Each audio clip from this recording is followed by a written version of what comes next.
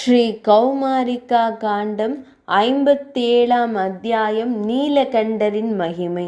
நாரத மாமுனிவர் கூறினார். அதன் பின்னர் பிராமணர்களும் நாரதரும் மகேஸ்வரனை திருப்திப்படுத்தி புனித நகரமான மகி நகரத்தில் சங்கரரை சிவபெருமானை பிரதிஷ்டை செய்தனர்.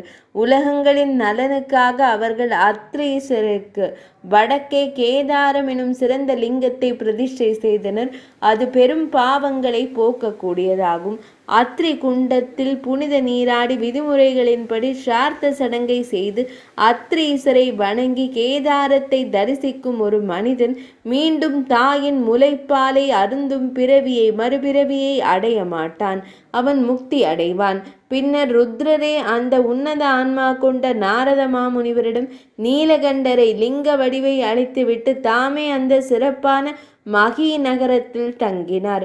கோடி தீர்த்தத்தில் புனித நீராடி நீலகண்டரை தரிசித்து ஜெயாதித்யரை வணங்கும் மனிதன் ருத்ரலோகத்தை அடைவான்.